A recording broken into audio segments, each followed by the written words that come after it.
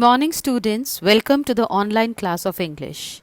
Today we'll be doing a poem from your book Beehive. The title of the poem is A Legend of the Northland. This poem is written by Phoebe Cary. Now Phoebe Cary was an American poetess and the younger sister of poetess Alice Cary. She was born on 4th of September 1822 in Ohio, United States. The sisters co-published poems in 1849 and then each went on to publish volumes of their own. Phoebe Cary passed away on 31st of July 1871 in Newport, Rhode Island, United States. Now, I'll be introducing you all to the poem. A Legend of the Northland is a ballad. A ballad is a poem narrating a story in short stanzas. Ballad is such kind of poem which tells a story in short stanzas, and in the poem all the stanzas comprise 4 lines. There are in all 16 stanzas in this poem, and these stanzas tell us a story.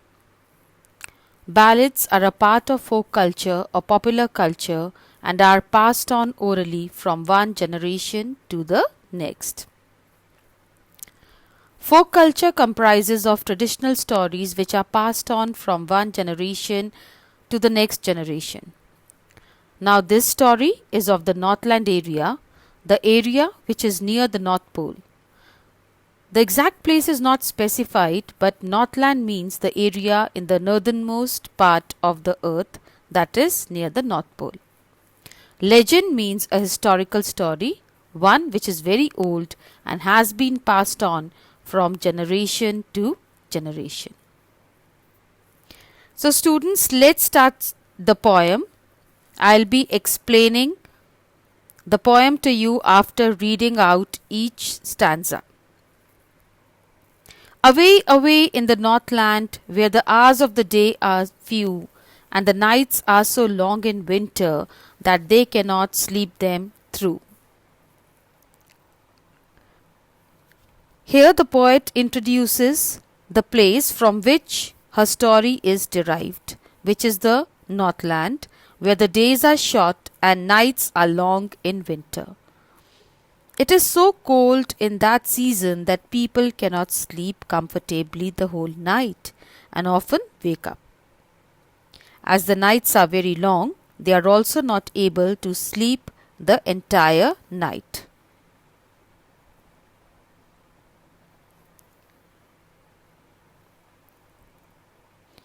Away, away in this stanza means very far away. Northland, like I have explained earlier, is a place located in the North Pole. Hours of the day means daylight hours. Cannot sleep them through in the last line of this stanza means cannot sleep through the entire night.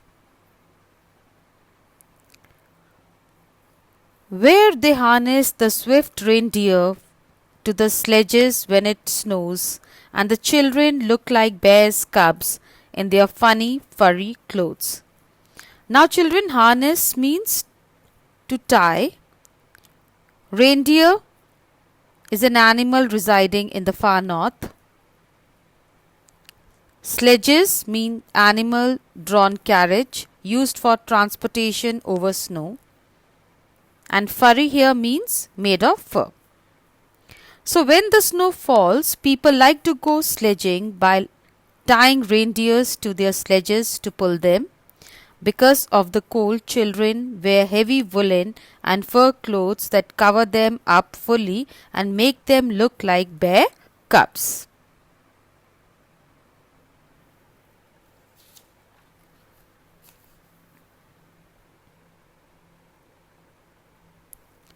Stanza 3. They tell them a curious story, I don't believe it's true, and yet you may learn a lesson if I tell the tale to you. Curious means strange. Tale is a story. Now, parents in the Northland tell their children a story. Although the poet does not think the story is true, it should be told nonetheless because it teaches children an important lesson. Then the poet begins to tell the story. Once, when the good Saint Peter lived in the world below and walked about it preaching, just as he did, Now, this story is about Saint Peter as he travelled around the world preaching the word of God. Saint Peter is an apostle of Christ. Preaching means to give sermons. He came to the door of a cottage in travelling round the earth, where a little woman was making cakes and baking them on the hearth. Now, Saint Peter came to a woman's house in the Northland just when she was baking cakes in a fireplace for herself.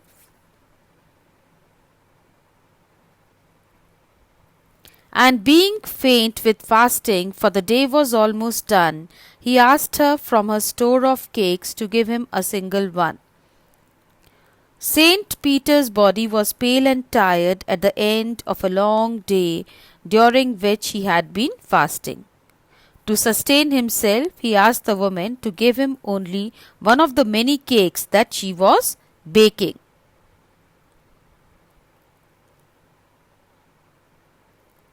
So she made a very little cake, but as it baking lay, she looked at it and thought it seemed too large to give away. Now, baking lay means the cake was being baked. So the little woman baked a very small cake, but before she could give it to Saint Peter, she started thinking that it was too big to be given away like that. Therefore she needed another and still a smaller one, but it looked, when she turned it over, as large as the first had done. So this little woman went on to make an even smaller cake, but this also looked as big as the first one to her.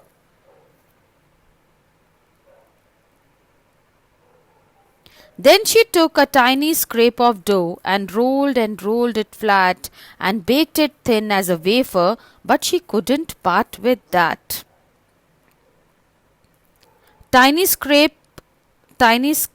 scrap of dough here means a very small piece.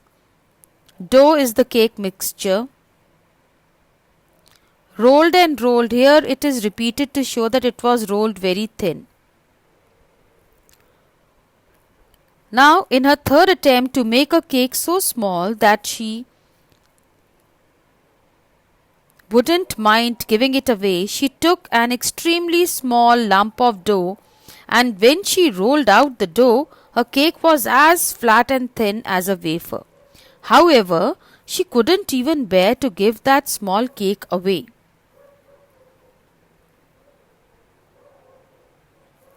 For she said, "My cakes that seem too small when I eat of them myself, and yet too large to give away." So she put them on the shelf. The woman said that the cakes that seemed small when she herself ate them were all too big to be donated for free. As a result, she ended up keeping all the cakes on the shelf and not giving any to Saint Peter.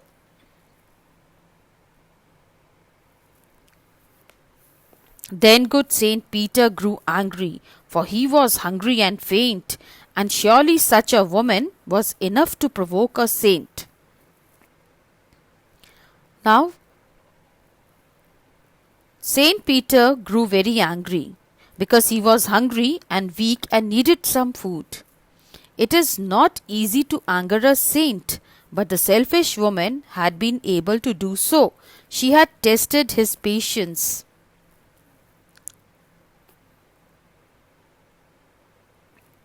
And he said, "You are far too selfish to dwell in a human form, to have both food and shelter and fire to keep you warm." So Saint Peter put a curse on the selfish woman, telling her she did not deserve to have such comforts of human life like a warm fire, a house to live in, and good food to eat whenever she wanted.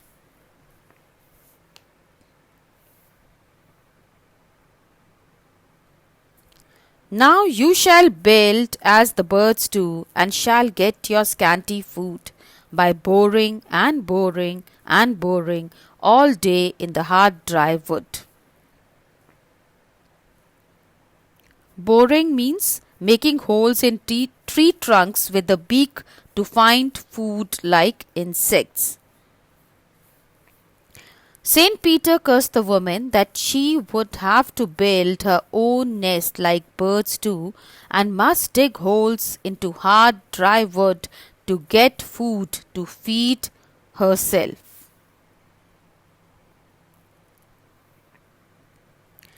Then up she went through the chimney, never speaking a word, and out of the top flew a woodpecker, for she was changed to a bird.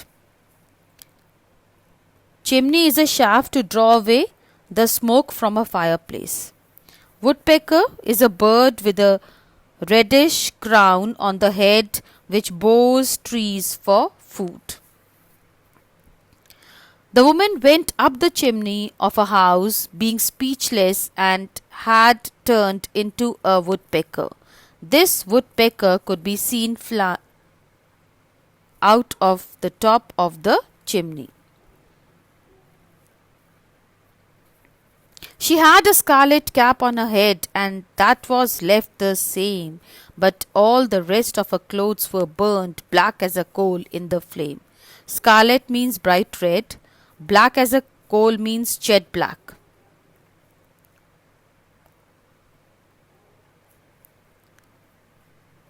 As the woman had been wearing a red cap in human form, as a woodpecker her head was still the same shade of red in color.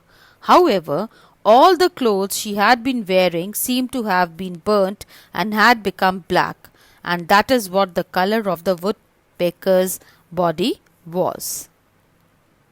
Now this is the last stanza of the poem, and every country schoolboy has seen her in the wood, where she lives in the trees till this very day, boring and boring for food.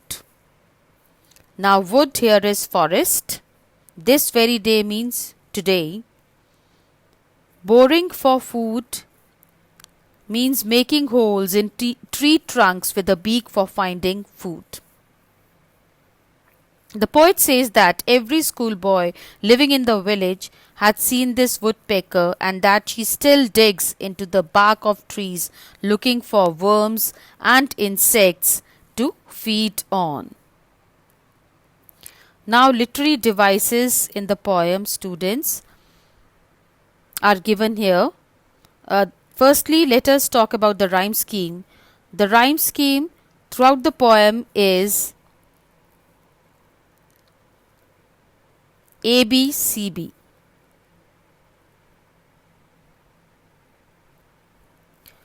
The poetic device alliteration is used. Alliteration is the repetition of a consonant sound in two or more close words. So here is a list of examples of alliteration from the poem.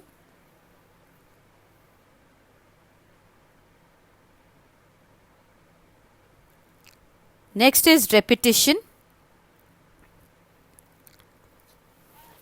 Now repetition, students, is any word or sentence which is repeated to lay emphasis on it. So in stanza 1, it is the word away is repeated. In stanza 2, rolled. In stanzas 13 and 16,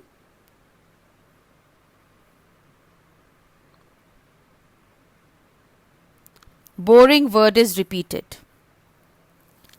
Enjambment. Enjambment is running lines of poetry from one to the next without using any kind of punctuation to indicate a stop. In stanza 1, line 3 and 4 are examples of enjambment. Similarly, in stanza 2, line 1 and 2, line 3 and 4. Then in stanza 3, 4, 10 and 11 also you will find examples of enjambment. The next literary device which is used is simile. Simile is a comparison using as or like. In stanza 2, the children look like bears' cubs. Children are here. The children are compared to bears' cubs. So this is an example of simile.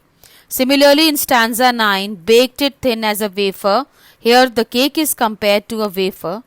In stanza 15 of the poem, clothes were burned black as a coal. So the color of the burnt clothes is compared to that of coal. Now all these are examples of simile.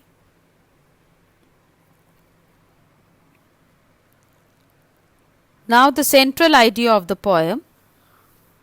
The poem A Legend of the Northland is a folk tale passed down from one generation to another, which teaches us not to be selfish. It is based in Northland, a very cold place, where one Saint Peter came to the door of a little woman who was baking cakes and asked her for a cake as he was feeling very weak due to a fast. Now this woman was selfish and did not even give him a small piece. Saint Peter cursed her and told her that she was not fit to live in human form and food and warmth. He turned her into a woodpecker who has to bore a hole in hard and dry wood to get its scant food. The woman was punished for her greed and selfishness.